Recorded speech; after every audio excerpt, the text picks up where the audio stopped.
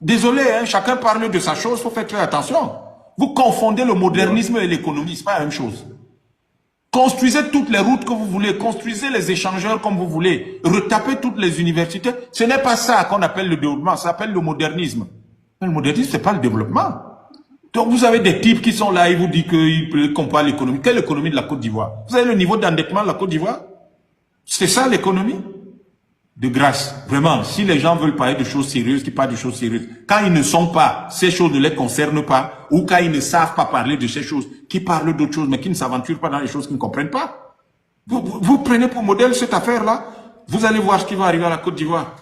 Vous avez un pays dans lequel on ne crée aucune usine et vous êtes là en train de dire que c'est ça l'économie. Mais je rêve ou quoi? Bon, bref, ce que je vous disais, c'est que la France veut donc relancer son économie. La meilleure façon de relancer son économie, c'est d'avoir les matières premières encore moins chères. Et en les ayant encore moins chères qu'avant, ça lui permet de dégager quand même un peu de plus-value et de pouvoir ainsi relancer sa machine économique. Le problème, c'est que la France a besoin de se réorganiser, de se réformer, non pas réformer, de transformer son économie d'une économie coloniale à une économie d'un pays libre et souverain, d'un pays libre. Le problème de la France, d'un pays normal, c'est-à-dire il faut partir d'une économie de pays d'une économie coloniale à une économie normale. Ça, c'est ce que la France doit faire, hein, c'est pas le faire. Donc les chefs d'État leur ont présenté la situation sociale, le risque social, et tout de suite eux-mêmes ils se sont calmés. Mais tout ce qu'ils ont trouvé, c'est de dire aux pays qui n'avaient pas encore signé le moratoire et le FMI, d'aller rapidement le signer pour que les autres pays qui avaient déjà signé reçoivent des miettes du FMI qui vont les endetter davantage et qui vont les mettre sous programme d'ajustement structurel si on ne fait pas attention. Là encore, j'espère qu'ils savent que les Camerounais particulièrement n'ont aucune envie de se retrouver une autre fois sous une affaire qu'on appelle programme d'ajustement structurel. Donc voilà la situation de la CEMAC, qui est aujourd'hui une situation extrêmement grave, où vous avez un programme de réformes économiques et financières qui est complètement vide, c'est une coquille, dans laquelle les gens disent, ouais, on va avoir des solutions logistiques, on construit les routes, etc., des solutions de télécom, on va faire les réseaux, vous allez faire les réseaux, vous fabriquez même ne serait-ce qu'un câble dans votre pays. Mais il y a quelque chose qui ne va pas chez les Africains. Vous dites que vous voulez faire les routes, les corridors à gauche et à droite, vous n'avez pas une seule usine qui fabrique le bitume. Vous allez construire ça avec quoi? Vous dites que vous voulez faire, oui, il va falloir construire les voies ferrées. Vous avez une seule usine qui fabrique les rails, ne serait-ce que les vis et les boulons.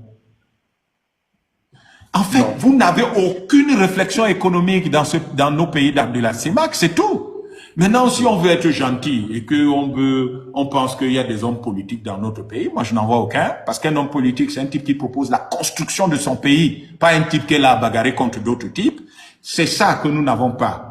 Et nous devons savoir qu'il n'y a pas un seul Camerounais que nous allons chasser du Cameroun. Il n'y a pas un seul Camerounais que nous allons chasser de la CEMAC, ou un seul habitant de la CEMAC que nous allons chasser de la CEMAC. C'est avec tout le monde, que nous allons construire la CEMAC. Et le panafricanisme dit qu'il n'y a personne que nous allons laisser au bord de la route. Donc, les gens qui sont là à vouloir faire les exclusions, il faut leur dire d'arrêter ça parce que ça n'arrivera pas. C'est avec tout le monde et c'est pour tout le monde qu'on va devoir vivre. Si certains ont le sentiment, et c'est ça le néocolonialisme, ça exclut certains, ça bloque certains, il va falloir que ça s'arrête. Et que nous puissions donc avoir, c'est pour ça que nous avons lancé, dans le cadre de l'association Keper, que nous avons lancé l'initiative 10 000 élus panafricanistes. Il nous faut 10 000 élus panafricanistes parce que ces gens-là, ils vont parler de solidarité entre les Africains et ils vont prendre le contrôle politique du continent pour en faire un continent souverain et libre. L'une des raisons pour lesquelles je dis que la réunion de Yaoundé c'est un cirque burlesque, c'est que en 2022-2021 par là, l'Afrique c'était 33% des exportations de matières premières dans le monde. Ça représentait à peu près 33 milliards de tonnes de matières premières. Si vous prenez 1 kilo à simplement $1, vous et moi, on sait que 1 kilo de cacao, c'est pas $1. Et je rappelle que 1 kilo de diamant naturel brut, c'est 178 millions de dollars. Donc, mais je dis, prenons tout ça, faisons 1 kilo à $1, ça nous aurait fait 33 000 milliards de dollars.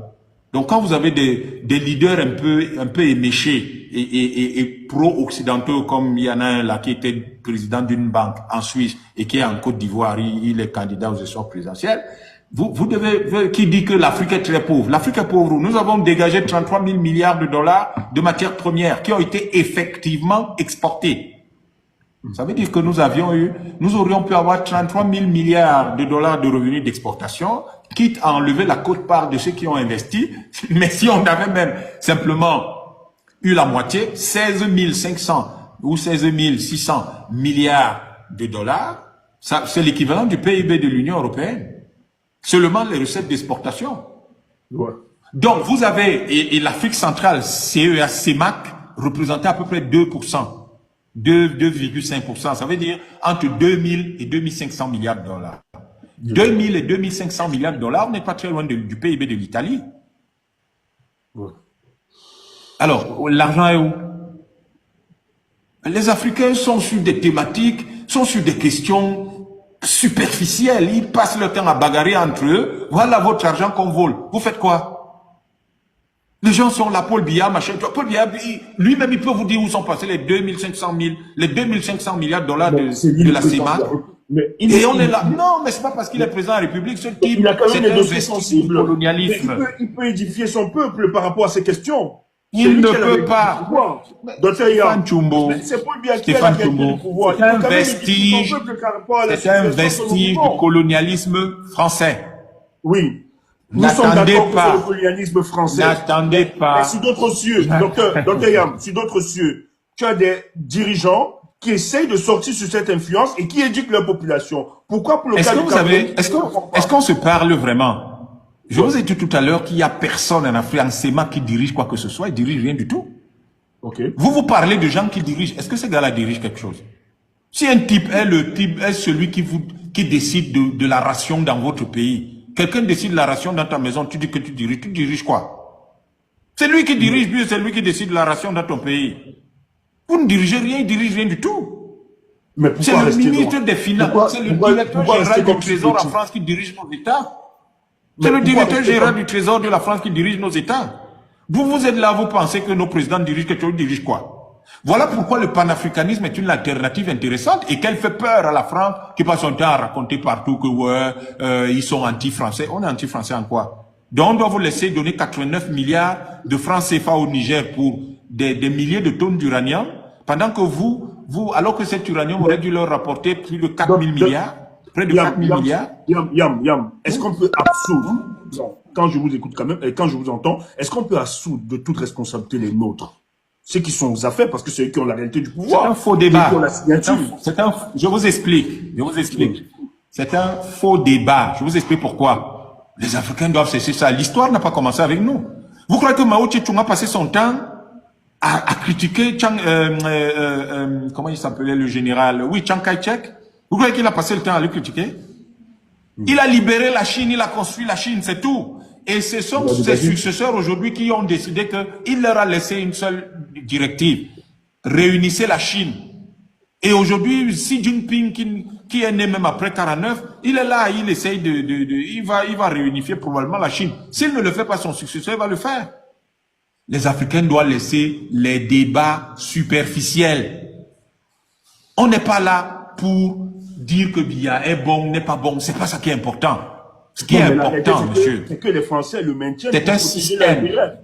Ce n'est qu'un élément du système. Non, mais les Français, pour que les Français entrent. Vous focalisez sur un individu. Est-ce que les Français ont attendu Biya pour venir au Cameroun? Ils l'ont placé là. Et après, ils se sont assurés que le système fasse qu'il reste en place. Mais pourquoi il reste en place? Parce que vous, les Camerounais, vous n'êtes pas sur les débats fondamentaux. Vous êtes sur les débats de personnes. Vous êtes sur des choses superficielles. Vous passez votre temps à bagarrer entre vous.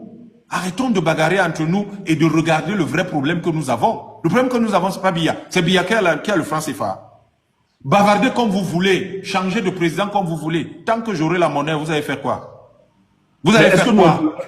Est-ce que nous avons les leviers en tant que peuple de changer cette monnaie? C'est une décision politique. Pardon? Mais c'est une décision politique. Pour sortir, pour